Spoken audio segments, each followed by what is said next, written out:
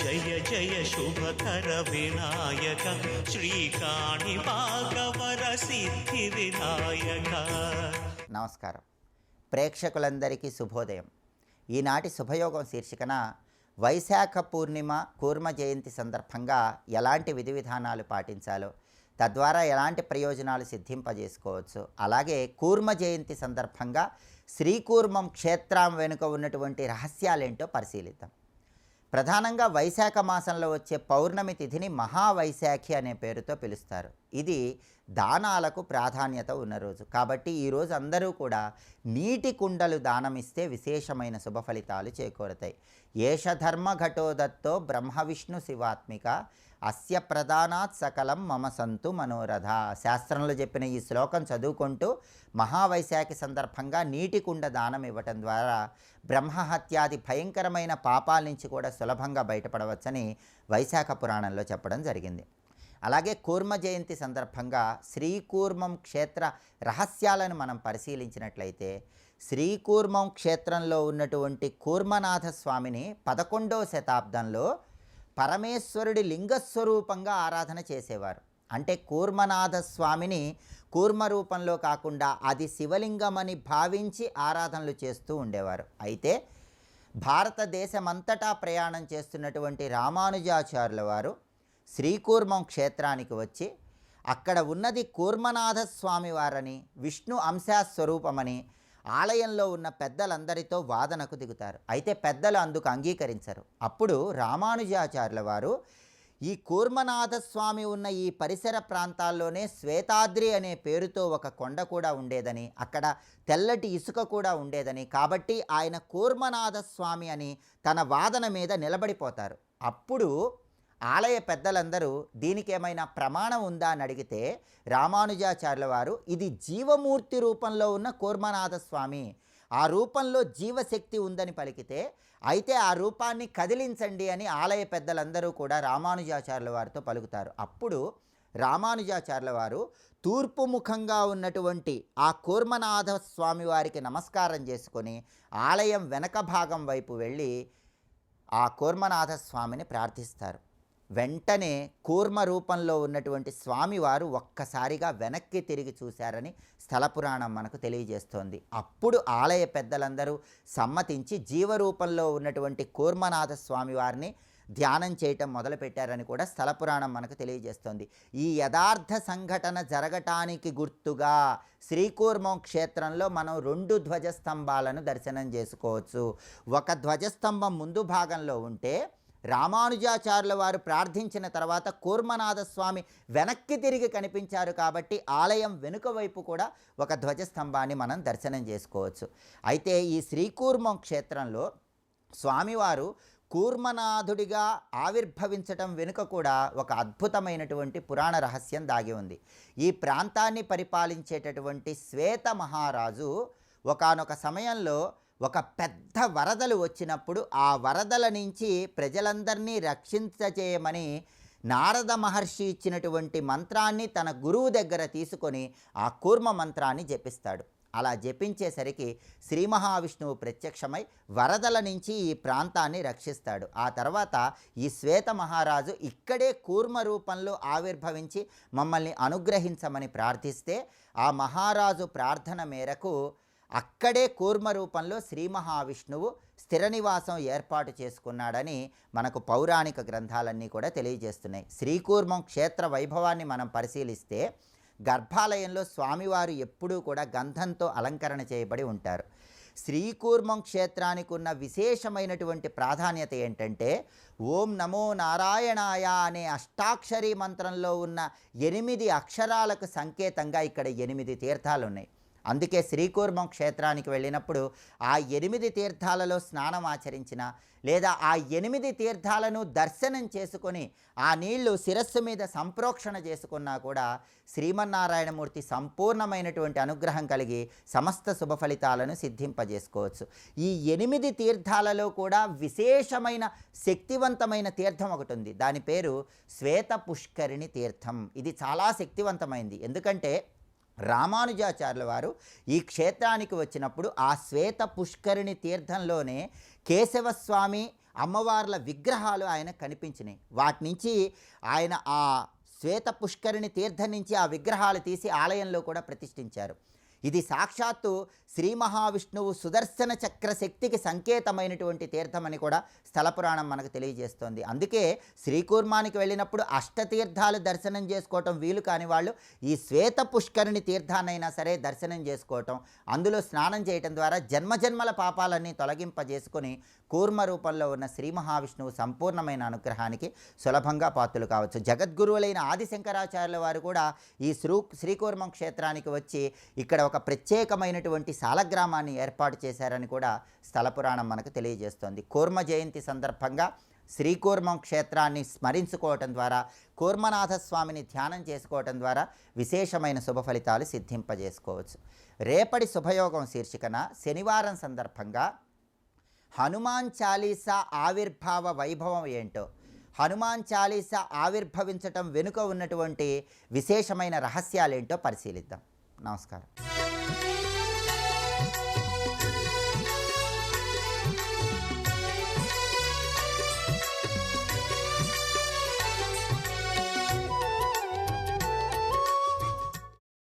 వనమాలీ గదీశార్ంగి శంఖీ చక్రీ చ నందకి శ్రీమన్నారాయణో విష్ణు వాసుదేవోభిరక్షతు శ్రీవాసుదేవోభిరక్షతు. శివాయ గురవే నమః. శ్రీమాత్రే నమః. శ్రీ విష్ణురూపాయ నమః శివాయ. వైశాఖ పూర్ణిమ ఒక మహాపర్వంగా చెప్పబడుతుంది. వైశాఖ మాసం, మాఘమాసం, కార్తీక మాసం, ఆషాఢమాసం వీటి పూర్ణిమలకు ప్రత్యేకమైన ప్రాధాన్యం చెప్పారు. అయితే శ్రావణ పూర్ణిమ మొదలైనవి ఉన్నాయి, కానీ వీటికి ఒక విశేషం చెప్పారు. ఇందులో వైశాఖ పూర్ణిమ అత్యంత ప్రధాన పర్వంగా భావించబడుతున్నది. మహావైశాఖి అని కూడా దీనికి పేరు ప్రసిద్ధిగా ఉన్నది. పైగా ఎప్పుడైనా పూర్ణిమ అంటే మాసశక్తి అంతా కూడా పూర్ణిమ యందు ఉంటుంది. ఆ మాసంలో చెప్పిన నియమాలన్నీ చేయలేని వాళ్ళు పూర్ణిమ నాడు ఆ నియమాలు పాటించినట్లయితే మాసమంతా చేసిన ఫలితం లభిస్తుంది. పూర్ణిమ మాససారం అని చెప్పవచ్చు. అందుకే పూర్ణిమ నాటి ధ్యానం కానీ, పూర్ణిమ నాటి సాధన కానీ విశేషంగా యోగశాస్త్రంలో కూడా ప్రస్తావన ఉంది. అందుకే పూర్ణిమ అనగానే చంద్రుడు పూర్ణ కళలతో తేజరిల్లే రోజు. చంద్రుడు మనఃకారకుడు. అదే పూర్ణిమ నాడు మనం ధ్యానం కానీ భగవత్ సాధన కానీ చేస్తే మానసికమైన ఒక ప్రశాంతత, మనశ్శక్తి లభిస్తుంది. అందుకే యోగశాస్త్రంలో కూడా ఈ తిథికి చాలా ప్రాధాన్యం ఇచ్చారు. అందున వైశాఖం అంటేనే అనంత ఫలప్రదాయిని అయినటువంటి మాసం కనుక ఈ వైశాఖ పూర్ణిమ నాడు వైశాఖంలో చెప్పే ధర్మాలన్నీ ఈ రోజున వర్తిస్తాయి. వైశాఖ ధర్మములు అంటే దాన ప్రధానం కనుక దానానికి ఎక్కువ విశేషం చెప్పారు. అలాగే స్నానానికి కూడా ప్రాధాన్యం ఉన్నది. వైశాఖ పూర్ణిమ నాడు నదీ స్నానం, గంగా స్నానం, సముద్ర స్నానం కూడా విశేషమే. ఆ తర్వాత జపానికి, హోమానికి, పితృతర్పణలకు కూడా విశేషమైన ప్రాధాన్యాన్ని చెప్పారు. ద్రవ్యములు చెప్పాలంటే దానానికి ఇవ్వవలసినటువంటివి ప్రధానంగా శీతకారకమైనవి ఇవ్వాలి. అంటే ఆతపం, తాపం రెండింటిని రక్షించేవి, ఎండ నుంచి తాపం నుంచి రక్షించేవి ఇవ్వాలి. అవేమిటంటే పాదుకలు, అదేవిధంగా ఛత్రము, వ్యజనము, ఉదకుంభము వీటిని దానములుగా ఇమ్మని తెలియజేస్తున్నారు. ఇక్కడ వ్యజనం అంటే విసనకర్ర, ఛత్రం అంటే తెలిసిందే గొడుగు, ఉదకుంభం అంటే నీటి కడవ, వీటిని దానం ఇవ్వాలి. అంతేకాదు భగవత్ప్రీతిగా ఆర్తులకి నీరు ఇచ్చినా చాలా విశేషమే. అనునిత్యం ఆ పని చేయాలి. మహాభారతంలో ఒక మాట చెప్తారు భీష్ముడు, ఎవరైనా ఇంటికి రాగానే మొట్టమొదట మంచినీళ్ళు కావాలని అడగాలట. అది నియమం. ఒక్క నీరు తాగ్గానే జీవుడికి కలిగే తృప్తి ఉన్నదే, అది అనేక దేవతలకే తృప్తిని కలిగిస్తుంది అని చెప్తున్నారు. అదేవిధంగా ఇక్కడ పక్వాన్న సహితంగా ఉదకుంభదానం చేయడం చాలా విశేషం అన్నారు. ఇక్కడ అంటే అన్నదానం కూడా ఈరోజు ముఖ్యము అని చెప్తున్నారు. మరొకటి ప్రత్యేకం ఏంటంటే ఈరోజు తిలాదానం కూడా చాలా విశేషమే. తిలావై సోమదేవత్యా సురై స్పృష్టాస్తు గోసవే స్వర్గప్రదా స్వతంత్రాష్ట తేమాం రక్షంతు నిత్య సహాయ మంత్రం ప్రసిద్ధిగా ఉన్నది. తిలలు సోమదేవతాకమైన పవిత్ర ద్రవ్యములు. అందుకే తిలలంటేనే పవిత్రములు. చాలామందికి నువ్వులంటే ఒక విధమైన విపరీత భావం ఉంది, కానీ దేవతలకి, పితృదేవతలకు కూడా నువ్వులు ప్రీతికరమే. అందుకే అటువంటి తిలల్ని ఈరోజు దానం చేసిన, తిలలతో స్నానం చేసిన, అలాగే తిల తైలంతో అంటే నువ్వుల నూనెతో దీపం పెట్టిన, తిలలతో పితృతర్పణలు చేసిన విశేషమన్నారు. అలాగే తిలలతో పాటు తేనె అంటే తిలలు తేనె కలిపి దానం చేసిన చాలా ముఖ్యమైన కృత్యంగా చెప్తున్నారు. అది మహాఫలదాయకము అని కూడా వివరించడం జరుగుతున్నది. అలాగే స్వర్ణదానం కూడా ఈరోజు ముఖ్యమని, నెయ్యి, కృష్ణాజినం వీటిని కూడా దానం చేయవచ్చు, ఇది సర్వపాపనాశకము అని చెప్తున్నారు. అలాగే ఉదకుంభములు ఎక్కువ సంఖ్యలో ఇచ్చినట్లయితే మహాపాతక నాశనం కూడా జరుగుతుంది అని చెప్పారు. వైశాఖంలో ప్రతిరోజు పవిత్రమైనదే, అందుకని ఈ రోజున విశేషం. వైశాఖ మాస కృత్యములన్నీ ఒక్కరోజు చేయొచ్చు అన్నారు కదా. మరొకటి శివునికి అభిషేకంగా ఈ రోజున ప్రత్యేకంగా ఆరాధన విశేషాలు చెప్పారు. ఆ చేసేటప్పుడు గళంతికా దానం, గళంతిక అంటే ధారాపాత్ర అంటారు. శివునిపై గళంతికను ఏర్పాటు చేసి, అంటే ఒక ధారాపాత్రను ఏర్పట్టి సంతత ధారగా అభిషేకం చేయడం చాలా మంచిది. సంతత ధారాభిషేకం అనేటువంటిది శివాభిషేకాలు గొప్ప కృత్యం. అంటే అభిషేకం చేసినప్పుడు కొంతసేపు ఆగకూడదు, ఆ ధారాల పడుతూనే ఉండాలి. అందుకే ధారాపాత్ర అనేది పెడతారు.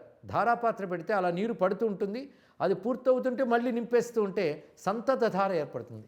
ఈ సంతత ధారగా శివుని అభిషేకించినట్లయితే గొప్ప శాంతి వ్యక్తికి, కుటుంబానికి, ప్రకృతికి కూడా కలుగుతుంది. అందుకే సంతత ధారగా శివునికి అభిషేకం చేసే విధమైన ఏర్పాట్లు చేయడం చాలా విశేషం. అంతేకాదు శివుని ఆరాధనలో వ్యజనం, విసనకర్ర, ఛత్రము, పాదరక్షలు ఇవి ఆయనకు సమర్పించడం కూడా చాలా విశేషంగా చెప్పారు. ఉపచార పూజల్లో దీన్ని సమర్పించవచ్చు.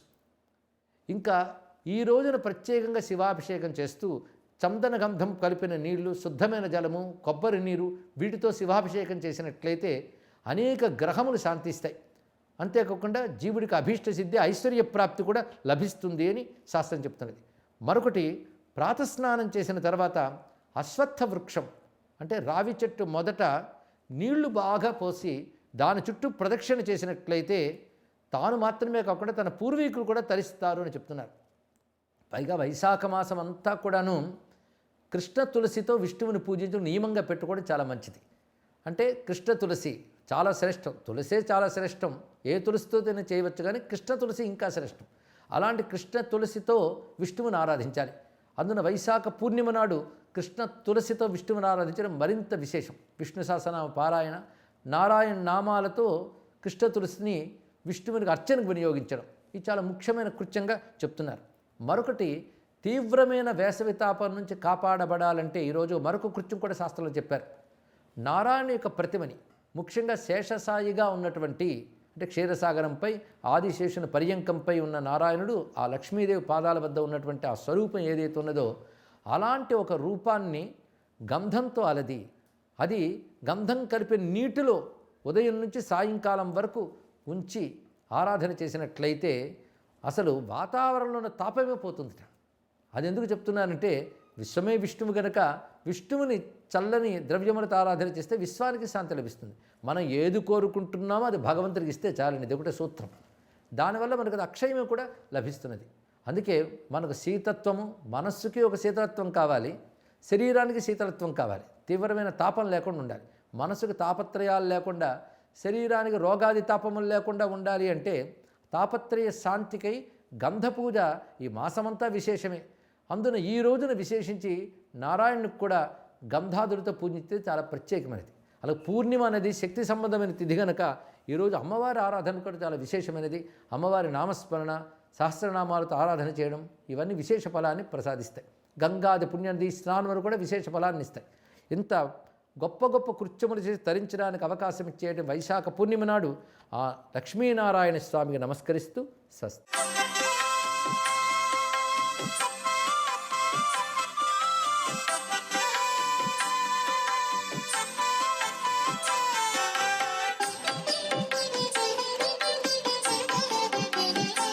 ఓం నమో నారాయణాయ, ఓం నమః శివాయ, శ్రీమాత్రే నమః. ఈరోజు అత్యంత పవిత్రవంతమైనటువంటి సుదినం వైశాఖ పూర్ణిమ. ఈ వైశాఖ పూర్ణిమ నాడు తప్పనిసరిగా సముద్ర స్నానం ఆచరించడం జన్మ జన్మాంతరాల పాపాలన్నీ పోగొట్టుకోవడానికి నాంది పలుకుతుంది. మహావిష్ణువు యొక్క అవతార స్వరూపాల్లో విశిష్టవంతమైన అవతారాల్లో కూర్మ అవతారం కూడా ఈరోజే, కూర్మ జయంతి అని చెప్పేసి అంటాం. ఈనాడు శివకేశవులిద్దరినీ ఆరాధించడం చాలా ఉత్తమోత్తమైనటువంటి స్థితిని ఇస్తుంది. శివకేశవుల ఆరాధన శత్రునాశనం కలిగించడంతో పాటుగా సకల పీడల నుంచి కూడా మనకు రక్షణ ఏర్పరుస్తుంది. ఈనాటి ప్రదోష కాలంలో శివాలయ దర్శనం చేయటం, శక్తి, బలము, వీరత్వము, విజయములను కలిగించడానికి ఆస్కారం ఉంటుంది. ఈరోజు గనక ప్రదోష సమయంలో శివాలయాన్ని దర్శిస్తే ఈనాడు చేసేటువంటి వివిధ రకాలైన దానాలు శివకేశవులకు, ధర్మరాజుకు కూడా ప్రీతిని కలిగించి జన్మాంతరంలో ఉత్తమలోక ప్రాప్తిని కలిగిస్తాయి అంటోంది శాస్త్రం. సర్వే జనా సుఖినో భవంతు.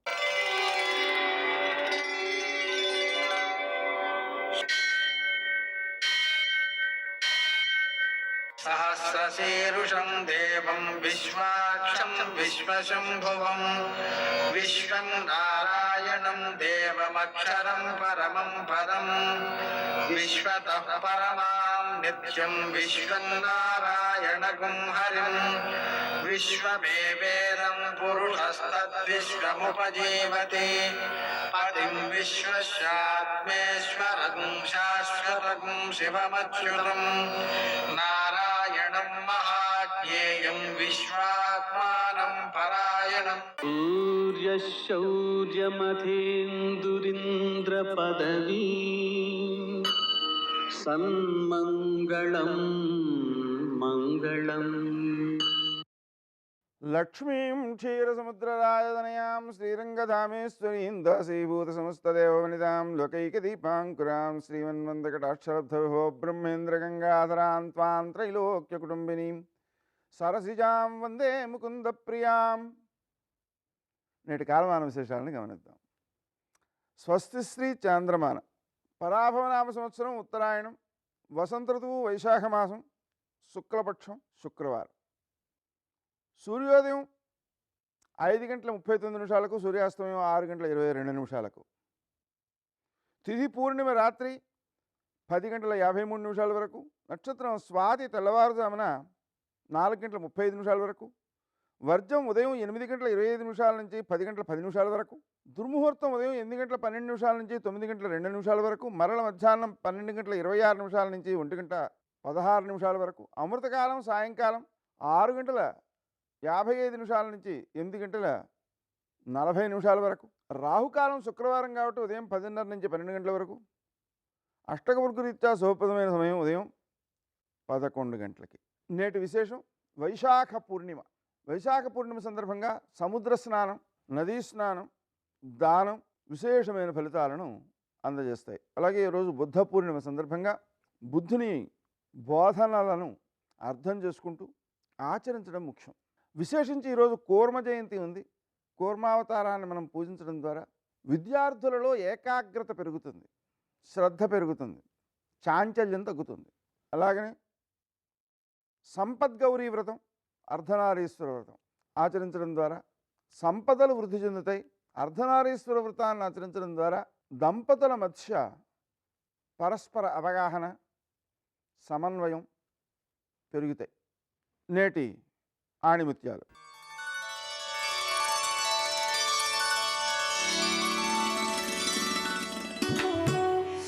పరిమితమైన దాని నుంచి అపరిమితమైన ఉనికి వైపుకు ప్రయాణమే కర్తవ్యం.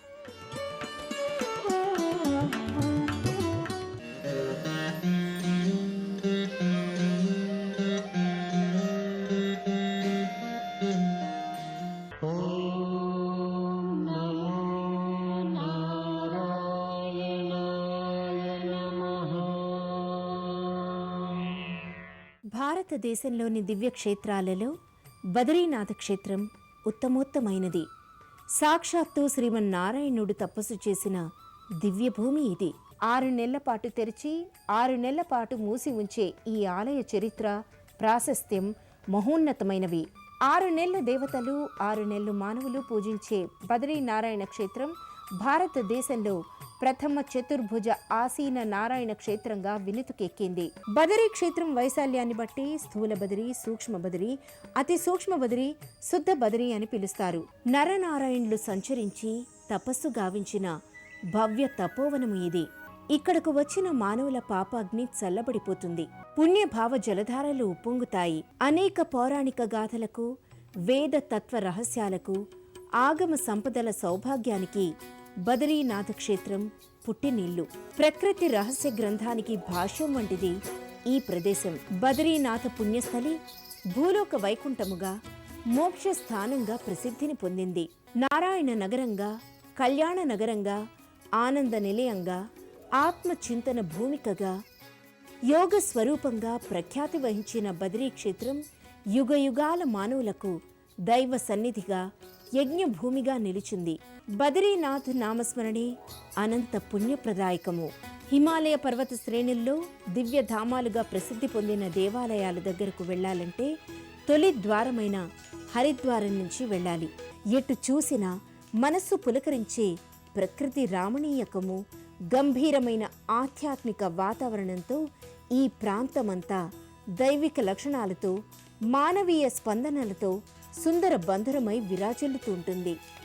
బదరీనాథ్ యాత్రకు వెళ్లే వారంతా ఎంతో ఆనందంగా, అపూర్వమైన అనుభూతులతో శ్రీమన్నారాయణ నామాన్ని జపిస్తూ పయనమవుతూ ఉంటారు. రిషికేశ్ నుంచి దేవప్రయాగ, రుద్రప్రయాగ, నందప్రయాగ, చామోలి, జోషిమఠ్, విష్ణుప్రయాగ, గోవింద్ ఘాట్, పాండుకేశ్వర్, హనుమాన్ చెట్టి మీదుగా బద్రీనాథ్కు చేరుకోవచ్చు. ఒకవేళ కేదార్నాథ్ నుంచి వచ్చినట్లయితే గుప్త కాశీకుండ్, ఊఖీమఠ్, చోప్తా, చామోలి, జోషిమఠ్ మీదుగా బద్రీనాథ్కు రావచ్చును. భారతదేశంలో తొలి నారాయణ క్షేత్రంగా ప్రసిద్ధి పొందిన బద్రీనాథ్ కృతయుగంలో ముక్తిప్రదగా, త్రేతాయుగంలో సిద్ధిదాగా, ద్వాపరలో విశాలగా, కలియుగంలో బదరికాశ్రమంగా పేరు పొందింది. నీలకంఠ పర్వత శ్రేణుల్లో నెలకొన్న బదరీనాథ ఆలయం దగ్గరకు అలకనందను దాటి వెళ్ళాలి. బదరీనాథ ఆలయం నుంచి దూరంగా వెండి శిఖరం వలె మెరుస్తూ హిమంతో కూడుకున్న నీలకంఠ పర్వత శిఖరం నేత్ర పర్వంగా భక్తులకు కనిపిస్తుంది.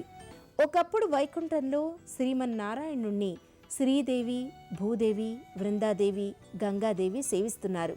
విష్ణువు వృందా, గంగాదేవిలతో మాత్రమే సంభాషణ గావిస్తుంటే లక్ష్మీదేవికి ఆగ్రహం వచ్చింది.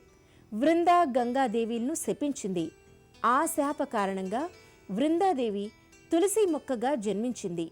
గంగాదేవి కుచేలుని పట్టణమైన అలకాపురిలో ఉద్భవించి ఒక ప్రవాహంగా అలకనందా నదిగా ప్రవహించసాగింది. సాక్షాత్తు గంగగా భావింపబడే అలకనంద బదరీ క్షేత్రాన్ని స్పృశిస్తూ వేగంగా ఉరవళ్లు తొక్కుతూ దేవప్రయాగ దగ్గర గంగోత్రిలో సంగమిస్తుంది. అలకనందా తీరాన పవిత్ర బదరీ క్షేత్ర దర్శనం సర్వపాపహరణం. బదరీనాథ ఆలయ దర్శనం చేసే ముందర ఇక్కడ ఉన్న తప్త కుండంలో భక్తులు స్నానం చేస్తారు. దీనికి అగ్ని తీర్థమనే మరొక పేరు ఉన్నది. ఇది వేడి నీటి కుండం. ఈ తప్త కుండంలో భక్తులు స్నానం చేసి దానాలు చేసి జీవితాలను ధన్యం చేసుకుంటూ ఉంటారు. బదరీ క్షేత్రానికి వచ్చిన వెంటనే బ్రహ్మ కపాలం మహేశ్వరుని హస్తం నుంచి ఊడి పడిపోయింది. అప్పటి నుంచి ఈ ప్రాంతానికి బ్రహ్మ కపాల తీర్థమనే పేరు వచ్చింది.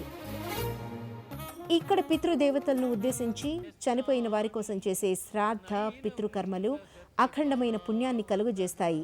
పిండదానాది కార్యక్రమాలు చేయనవసరం లేనివారు బ్రహ్మ కపాల ప్రదేశాన్ని దర్శించి నమస్కరించినట్లయితే సద్గతులు లభిస్తాయి. రామదూత హనుమాన్, శ్రీరామదూత హనుమాన్, శ్రీరామదూత హనుమాన్, శ్రీరామదూత హనుమాన్.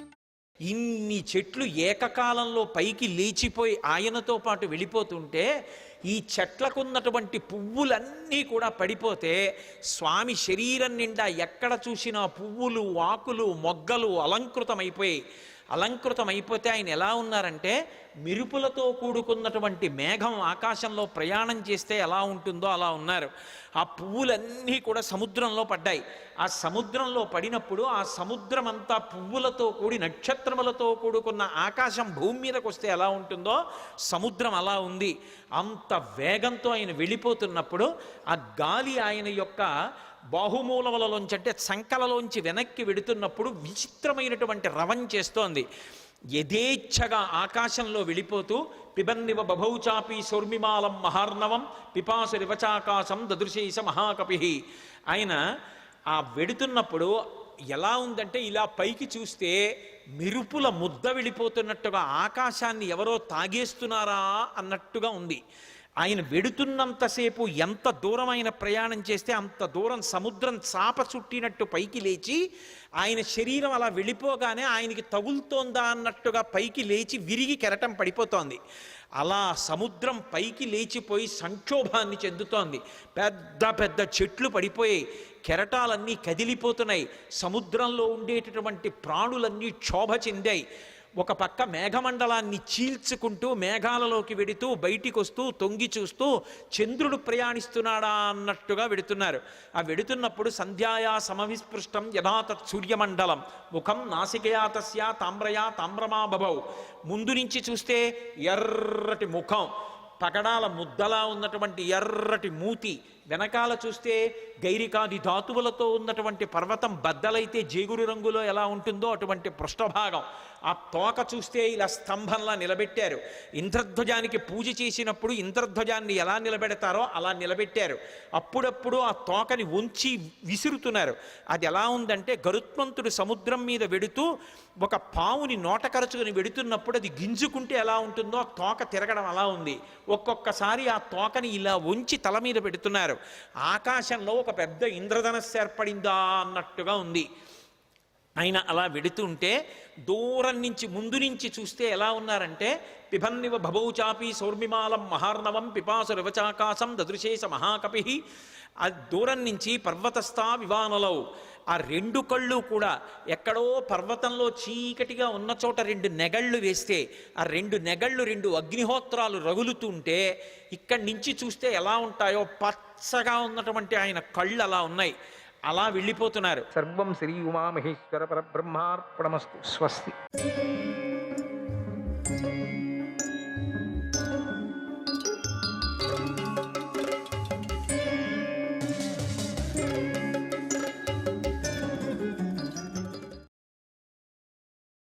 వ్యాసాయ విష్ణురూపాయ వ్యాసరూపాయ విష్ణవే నమో వై బ్రహ్మనిదయే వాసిష్ఠాయ నమో నమః.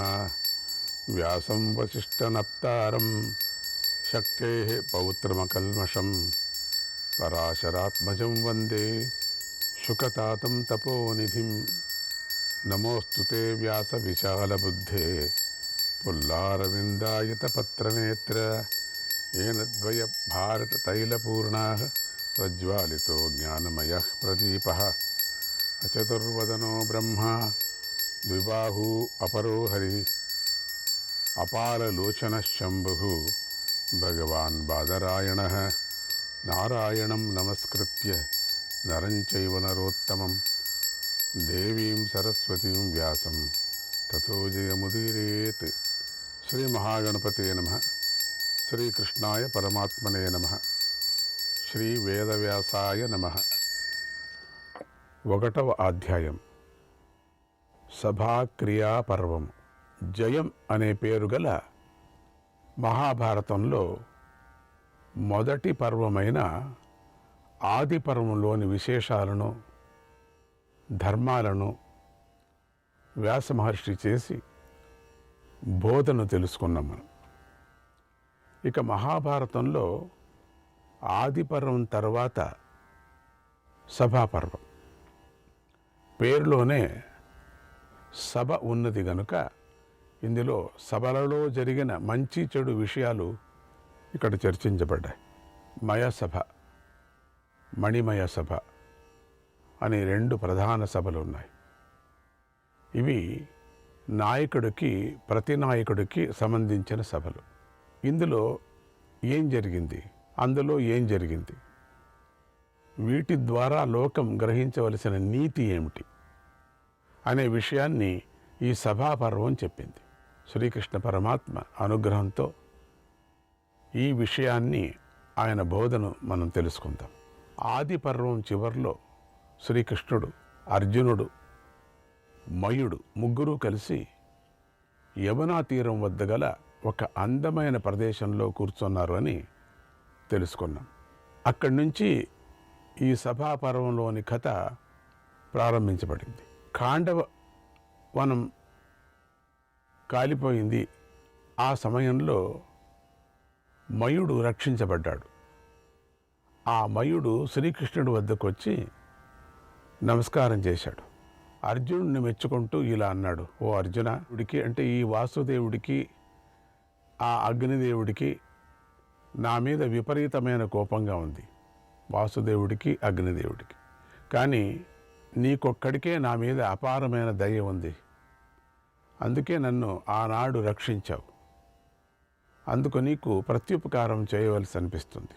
నీకేం కావాలో చెప్పు, నీ కోరిక నేను తీరుస్తాను అన్నాడు. అర్జునుడు, మయాసుర, కృతజ్ఞత చూపించావు, బాగుంది, అంతే చాలు, చాలా సంతోషం. నీకు అనుమతి ఇస్తున్నాను, నువ్వు వెళ్ళు. ఈరోజు నుంచి మనమిద్దరం స్నేహితులం. నా విషయంలో ప్రీతితో ఉండు, నేను నీ విషయంలో ప్రీతిగా ఉంటాను అన్నాడు. మయుడు, అర్జున, మహాపురుషులు మాట్లాడినట్లుగా చక్కగా మాట్లాడావు. నేను నీకు సంతోషం కలిగించే వెళతాను, ఏదో ఒకటి మీకు చేసే వెళతాను. నేను అంత ఉపకారాన్ని పొందాను మీతో. కేవలం నన్ను ఆ విధంగా సమాధానం చేసి పంపించటం నాకు ఇష్టం లేదు. నాకు ఉపకారం చేసిన వాళ్ళకి నేను చేయాల్సిందే. నేను శిల్పాచార్యుణ్ణి, దానవులకు శిల్ప విద్య నేర్పుతూ ఉంటాను, మీకు తెలుసది. అందుచేత ఏదో ఒకటి నిర్మించిస్తాను, ఏదో ఒకటి నిర్మించి ఇవ్వాలి మీకు. పూర్వం రాక్షసుల కోసం రకరకాల అందమైన ఇళ్లను కట్టి ఇచ్చాను. అందులో ఎన్నో భోగ వస్తువులను చిత్ర విచిత్రంగా సమకూర్చిపెట్టాను. ఇప్పుడు నీకు కూడా అలాంటివి నిర్మించిస్తాను, అంగీకరించు, నన్ను అనుగ్రహించు అన్నాడు. అర్జునుడు, ఓ శిల్పి, ప్రాణాపాయ స్థితిలో రక్షించానని దానికి బదులుగా నాకు ఏదో ఒకటి చేయాలి అనుకుంటున్నావు. ప్రత్యుపకారం చేయాలనేటువంటి బుద్ధి నీకుంది, నిజమే. కృతజ్ఞత కలిగి ఉన్నావు, చేస్తాను అనే మాట కూడా అన్నావు, అంతే చాలు. ఇప్పుడు నాకేమీ వద్దు. నీ మనసులో నాకేదైనా ఉపకారం చేయాలనే ఆశ ఉంది. ఎవరికైనా ఒక మేలు జరిగితే, మేలు చేసినటువంటి వాళ్ళకి ఏదైనా ఒకటి చేయాలనేది అందరికీ ఉంటుంది ఆశ కదా. అట్లనే అడుగుతున్నాడు మయుడు. కానీ నీ ఉత్సాహాన్ని, సంతోషాన్ని పాడు చేయటం నాకు ఇష్టం లేదు. నువ్వు ఏమన్నా చెయ్యాలి అనుకుంటే ఈ శ్రీకృష్ణ పరమాత్మ కోసం చెయ్యి. ఈయనను సంతోషపెట్టు, అది నన్ను సంతోషపెట్టినట్లు అవుతుంది. నాకేం అక్కర్లేదు, కృష్ణుడిని నువ్వు సంతోషపెట్టు. అందుకని కృష్ణుడికి నువ్వు సహాయం చేస్తే నా విషయంలో నువ్వు ఏం చేయాలనుకుంటున్నావో ఆ సహాయం అంతా చేసినట్లే అవుతుంది కదా అన్నాడు అర్జునుడు. ఉన్నట్టుండి మయుడు శ్రీకృష్ణ పరమాత్మ వైపు తిరిగి చేతులు జోడించి, నన్ను అనుగ్రహించండి, అంగీకరించండి అని ప్రార్థించాడు. శ్రీకృష్ణుడు 2 నిమిషాలు కళ్ళు మూసుకొని మౌనం వహించాడు. ఈ మయుడికి వచ్చినటువంటి బుద్ధి బాగానే ఉంది, ఇక్కడి నుంచి ప్రారంభమవుతుంది, ఇక కథ తిరుగుతుంది అనుకున్నాడు లోపలే. ఇక కథ మెలుపు తిరిగేటువంటి సందర్భం వస్తూ ఉన్నది. లేకపోతే ఇంత హఠం చేస్తున్నాడా మయుడు? నాకు వద్దో శ్రీహరి మొత్తుకొని అర్జునుడు చెప్తూ ఉంటే కూడా వినటం లేదు. ఏమన్నా చేయాలంటున్నాడు అంటే ఇంకా ప్రారంభమైనట్టు వీళ్ళ కథ. ఇక తన యొక్క సంకల్పం శ్రీకారం చుట్టినట్టుగా 2 నిమిషాలు మౌనం వహించాడు. ఏ పని చేయిస్తే బాగుంటుంది అని ఆలోచించి ఇలా అన్నాడు, ఓ మయాసుర, నువ్వు ఏదో ఒకటి చేసే తీరాలి అనుకుంటున్నావు కదా, నీ చాలా హఠంగా ఉన్నావు. ఇప్పుడు ఈ కోరిక తీర్చు. ధర్మరాజుల వారి కోసం ఓ మంచి సభాభవనాన్ని నిర్మించు. ఆయన చక్రవర్తి కదా, ఇట్లా మహానుభావుడు కదా, మహారాజు కదా. నాకెందుకు, నాకేం అక్కర్లే, అర్జునుడికి అక్కర్లేదు, నాకు లేదు.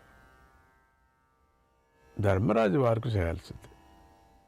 ఆ సభాభవనాన్ని చూసి అందరూ నిర్ఘాంత ఆశ్చర్యపోవాలి, దేవదేవలోకాలు కూడా, అందరూ కూడా. అంతేకాదు, దానితో సమానమైనటువంటి సభాభవనం ప్రపంచంలో ఇంకొకటి ఉండకూడదు. నిర్మిస్తే అలాంటి దాన్ని నిర్మించు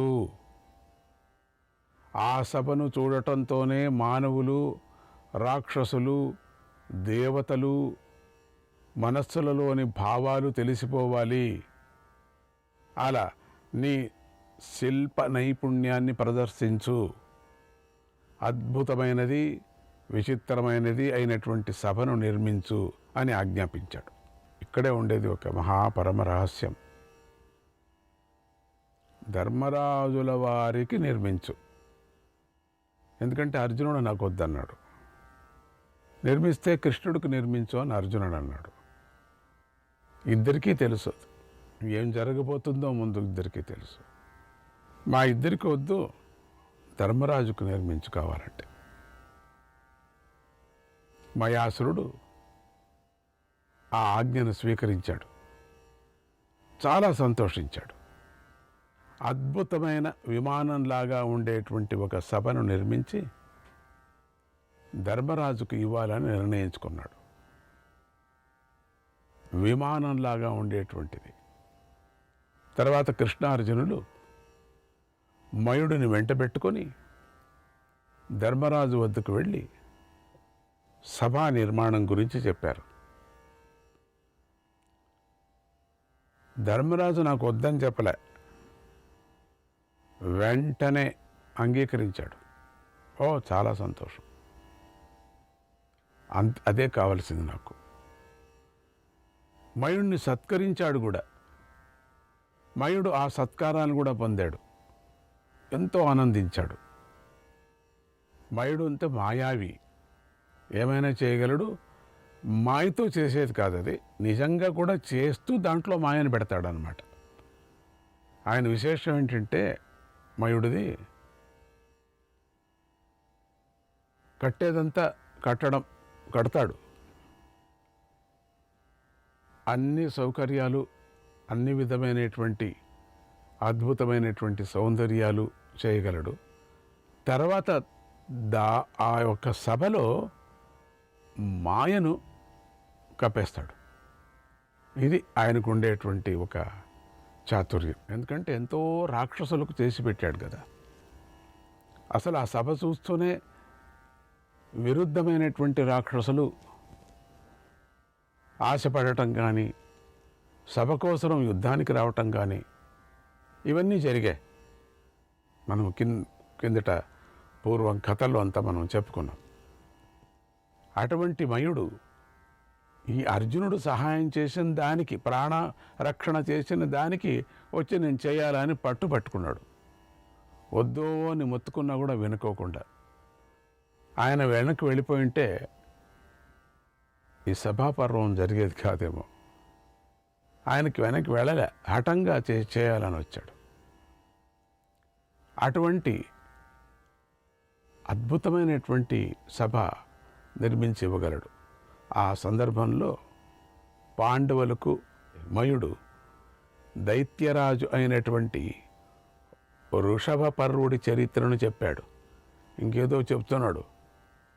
తర్వాత కొన్ని రోజులు విశ్రాంతి తీసుకొని బాగా ఆలోచించి సభను నిర్మించటానికి మనస్సులో ఒక రూపకల్పన చేసుకున్నాడు. శ్రీకృష్ణుడికి ప్రీతి కలగాలి, ధర్మరాజు కోరికకు తగ్గట్టుగా ఉండాలి. నేను మనస్సులో రూపకల్పన చేసుకున్న సభ అచ్చం అలాగే నిర్మించబడాలి అని ఒక మంచి రోజున పనులు ప్రారంభించాడు. ముందుగా దేవతా పూజలు చేశాడు. తర్వాత విప్రులకు క్షీరాన్నం పెట్టి సంతోషపెట్టాడు. తర్వాత అనేక విధాలుగా వారికి దానాలు చేశాడు. తర్వాత సభను నిర్మించాలని 4 వైపులా 10,000 జానల పొడవు, 10,000 జానలు వెడల్పు, ఇది చాలా సాధారణంగా ఒక 1/2 కిలోమీటర్ అన్నట్టుగా చెప్పవచ్చు. 10,000 జానలు వెడల్పు, జానం అంటే ఈ జాన కాదు, పెద్ద పెద్ద జానలు ఉండేటట్లుగా ఒక మంచి ప్రదేశాన్ని నిర్ణయించుకున్నాడు. అక్కడి నుంచి పని ప్రారంభించాడు అన్నమాట. మామూలుగా మనం పనిని ప్రారంభం చేసుకునేటప్పుడు ఈశాన్యంలో వెళ్ళి భూమి పూజ చేసి ప్రారంభం చేసుకుంటాం. శ్రీకృష్ణాయ పరమాత్మనే నమః. 2వ అధ్యాయానికి వెళుతున్నాం. శ్రీకృష్ణ పరమాత్మ పాండవులతో కలిసి ఆనందంగా ఉంటున్నాడు. పాండవుల గౌరవ సత్కారాలను కూడా పొందుతున్నాడు. వారి పూజలను కూడా స్వీకరిస్తున్నాడు. సుఖంగా కాలాన్ని గడుపుతున్నాడు. అంతటితో ఉండింటే బాగుండు. కొన్ని రోజులు గడిచాయి. శ్రీకృష్ణుడికి తండ్రిని చూడాలనేటువంటి కోరిక పుట్టింది. ద్వారకకు వెళ్ళటానికి అనుమతి కోసం కుంతీదేవి వద్దకు వెళ్ళాడు. తన శిరస్సును ఆమె పాదాలకు తాకించి నమస్కారం చేయగా కుంతీదేవి కృష్ణుని దగ్గరకు తీసుకొని శిరస్సు మీద ముద్దు పెట్టి కౌగలించుకుంది. తర్వాత శ్రీకృష్ణుడు చెల్లెలైనటువంటి సుభద్ర వద్దకు వెళ్ళి ఆనంద బాష్పాలు రాల్చాడు. సుభద్ర కృష్ణుడికి నమస్కారం చేసి, అన్న, నేను క్షేమంగా ఉన్నానని మన బంధువులందరికీ చెప్పింది. తర్వాత శ్రీకృష్ణుడు ద్రౌపది, ధౌమ్య మహర్షుల వారి వద్దకు కూడా వెళ్ళాడు. ముందుగా ధౌమ్య మహర్షికి నమస్కారం చేసి ఆయన అనుమతిని కూడా పొందాడు. తర్వాత ద్రౌపదిని ఓదార్చి ఆమె కంటి తడి పెట్టుకుంది. కృష్ణుడు కంటి తడి పెట్టుకున్నాడు. అక్కడే వచ్చింది తిప్పలు. మిగతా వాళ్ళని చూసి రాలేదు, ద్రౌపదిని చూసి కంటి తడి పెట్టుకున్నాడు అంటే యోచన చేసుకుందాం. ద్రౌపది కూడా కంటి తడి పెట్టుకుంది. ఇక్కడే ఏదో శకునం బాగలేకోకుండా ఉన్నట్టుగా ఉంది చూస్తే. ద్రౌపదిని ఓదార్చి ఆమె అనుమతిని కూడా పొందాడు. తర్వాత పాండవుల వద్దకు వెళ్ళి దేవతల మధ్యలో ఉన్నటువంటి ఇంద్రుడిలాగా కృష్ణుడు వెలిగిపోయాడు. ద్వారకకు ప్రయాణించటానికి సమయం అయిందని గ్రహించాడు. స్నానం చేసి పవిత్రుడయ్యాడు. ఆభరణాలు ధరించాడు. ప్రయాణం చేసేటప్పుడు ఎక్కడ ఎవరి ఇంట్లో ఉన్నప్పటికీ కూడా ఎక్కడికైనా కూడా స్నానం చేసే బయలుదేరాలా అని చెప్పారు. ఒక నియమం ఉన్నది. అంటే మనం ఉదయమే బయలుదేరితే అయిపోయి ఉంటుంది స్నానం. ఏ 2 గంటలకో బయలుదేరే సందర్భంలో స్నానం చేయాలని చెప్పారు. ఏ సాయంత్రమో బయలుదేరుతున్నామన్నప్పుడు స్నానం చేసి వెళ్ళాలి అన్నారు. ఒక నియమం ఉంది. అది మంచి శకునం వెళ్ళే వాళ్ళకు. కృష్ణుడికే స్నానం చేసి బయలుదేరుతాడంటే దీంట్లో అర్థం ఉంది కదా. తర్వాత దేవతలకు విప్రులకు పూజలు చేశాడు. ఎందుకో ఇంత అద్భుతంగా ఇంత కృష్ణుడు అందరినీ చూసి అందరికీ పూజ చేయటం, కౌగిలించుకోవటం, కంటి తడి పెట్టడం, ఇవన్నీ ఒక విచిత్రంగా ఉన్నాయి చూస్తే. ప్రయాణించేటప్పుడు చేయవలసినటువంటి పనులన్నీ చేసి రాజభవనం నుండి బయటకు వచ్చాడు. విప్రులు శుభాశిస్సులు ఇచ్చారు. కృష్ణుడు వారికి పెరుగు పాత్ర, అక్షతలు, ఫలాలు, కొంత ధనాన్ని ఇచ్చి ప్రదక్షిణ చేసి రథం వద్దకు వచ్చాడు. వెళ్ళేటప్పుడు ఎన్నో మాటలు వచ్చాడు, ఇంతగా చేయలేదు. ఇది విపరీతంగా చేస్తున్నాడు ఇక్కడ. ఇప్పుడు ఎందుకో తెలియదు, ముందుకు తెలుస్తుంది. ఆ బంగారు రథానికి గరుడ ధ్వజం ఉంది. అందులో గద, చక్రం, ఖడ్గం, విల్లు మొదలైన ఆయుధాలు ఉన్నాయి. దానికి శైభ్యము, సుగ్రీవము, మేఘపుష్పము, వాలాహకము అనేటువంటి గుర్రాలు కట్టబడి ఉన్నాయి. ఆ రోజు తిథి బాగుంది, నక్షత్రం కూడా బాగుంది, ముహూర్తం బాగుంది. శ్రీకృష్ణుడు శుభ సమయం చూసుకొని రథం ఎక్కాడు. అప్పుడు ధర్మరాజు ముందుకు వచ్చి దారుకుడి స్థానంలో కూర్చొని పగ్గాలు పట్టి ధర్మరాజు రథాన్ని నడిపాడు. డ్రైవర్ స్థానంలో కూర్చున్నాడు ధర్మరాజు. అర్జునుడు వచ్చి బంగారు దండం గల తెల్లని వింజామరాలను తీసుకొని శ్రీకృష్ణ పరమాత్మకు వీచాడు. శ్రీకృష్ణాయ పరమాత్మనే నమః.